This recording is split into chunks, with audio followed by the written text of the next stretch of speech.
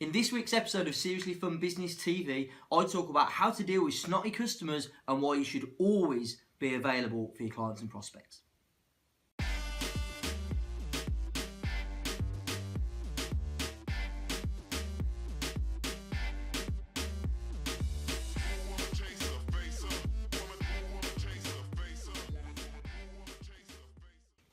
Hey, how you doing? Nick James here. Welcome to episode number 7 of Seriously Fun Business TV. This week, in this week's episode, there's a couple of things I wanted to talk about. The first one is a question that I get asked a lot by my private clients and something I've got a bit of experience in myself, and that's how do you deal with unhappy customers or people that are complaining or whining or whinging or moaning. We've all had them, haven't we? We've all had them. I've had my fair share too. And I had a client on the phone just last week, and she'd got somebody who'd signed up for a mentoring program with her and then had complained and asked for a refund. Her feeling was that the reason for the refund was completely unjustified. And there was a lot of emails going back and forth between her and the client about why he felt he should get a refund, and she said why he felt he shouldn't. And again, you know, I've experienced this a bit in the past, not loads, but a bit. And my kind of philosophy on it really is very simple.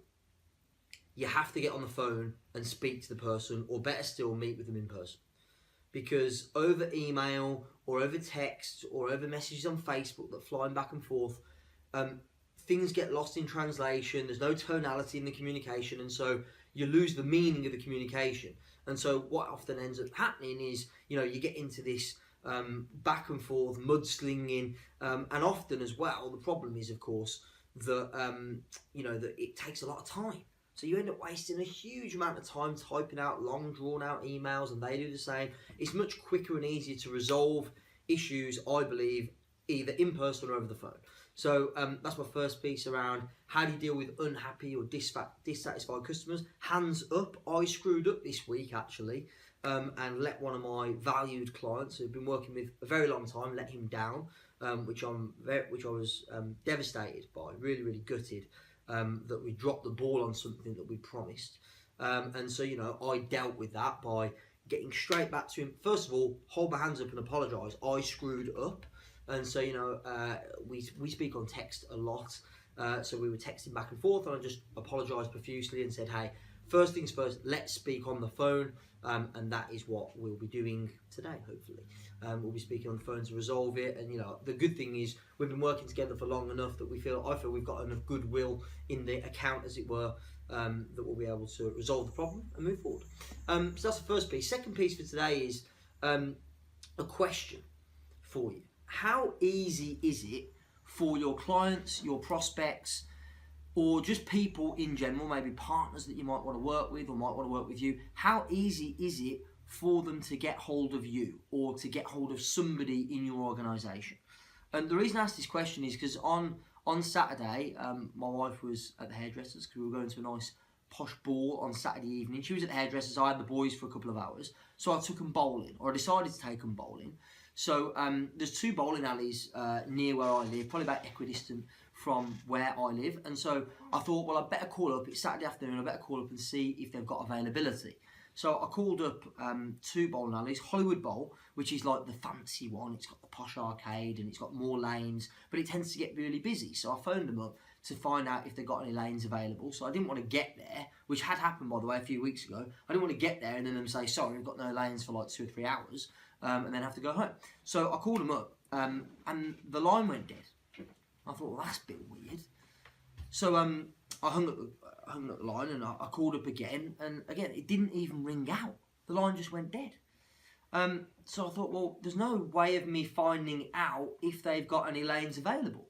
So I Googled Acox Green Bowling, which, by the way, is nowhere near as nice. It doesn't have an arcade for when you're waiting for a lane. It's not got as many lanes, so it's not my preferred option. But I called them up, boom, they answered the phone straight away. Hey, I asked if they got any lanes available. They said, current wait's about 10 minutes. Just come down, turn up, you'll get a lane, no problem. So I went and used their facility. That is not my preferred facility, but I used it because they were available. They answered the phone, I could get hold of them to ask my question. So my question for you is, can your clients, can your prospects get hold of you if they need to, if they want to, because not everyone, I mean, Bish, you know this, not everybody is ready to buy online. Sometimes it can be the smallest little detail, the smallest little question that they need answering before they go ahead and make a buying decision. So can your prospects, can your clients get hold of you when they need to get their questions answered? If you're a one-man band, if you're the only person in your business, it's quite hard to be on call 24/7. You wouldn't want to do that. Could you look into a call answering service so that people can get hold of you, at least during business hours, and they can contact you and they can get their questions answered so they can ultimately make a purchase. So I hope you found this week's video useful and valuable. As always, I've enjoyed making it for you. At this point, of course, we need to take a little time out so we can put in Big Fish's meme of the week. Go ahead and do that now. These memes are getting worse and worse by the week. We're really scraping the meme barrel here, aren't we? Raymond Douglas who said, "Leave Acock's Green alone. I know the carpet smells, but at least the slush is amazing." Yeah, true. So slush, good right? comment from Raymond Douglas. In fact, I purchased 2 mixed slush puppies for Zach and Ty whilst I was at Acock's Green Bowl. What's your favourite flavour? What is my favourite flavour of slush? Do you go for a mix or red and a blue? Personally, we're going to edit this bit out, Fish, from the actual video, obviously. Personally, I tend to avoid the slush. It doesn't have a high enough protein factor to it, and my guess is it's far too much sugar, so I try and avoid the slush. But Zach and Ty had a mixed slush each. I'll confess, I did have a little sip. It was quite tasty, and Ty did manage to get it all over the chair in the bowling alley as well. Oh, so that wasn't particularly nice. But actually, the customer service was great. Big up Acock's Green Bowl, because when we made the spillage, I went over to the girl. I said, "Can I get something to clean it up?" She went, "Don't worry, I'll go and clean it up for you." So the guys at Acock's Green Bowl might not be the nicest area of Birmingham, but they look after you. Big up Acock's Green Bowl. Big up Acock's Green. Raymond said, "Don't edit this out because Gary V keeps it all." Yeah, don't edit out. We'll see. It might. The only reason we might is because it's getting a bit long. We're gonna have an 18-hour video. Yeah, I was going to say it's just been long. Have we got any other questions while we're running Facebook Live? We might as well. Well, you know, we've opened the can of worms now. Why not ask?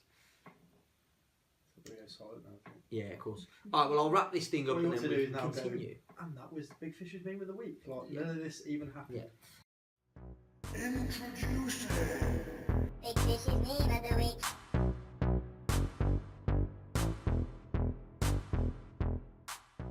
And that was Big Fish's meme of the week. I hope you enjoyed watching it as much as I did. It's a cracker.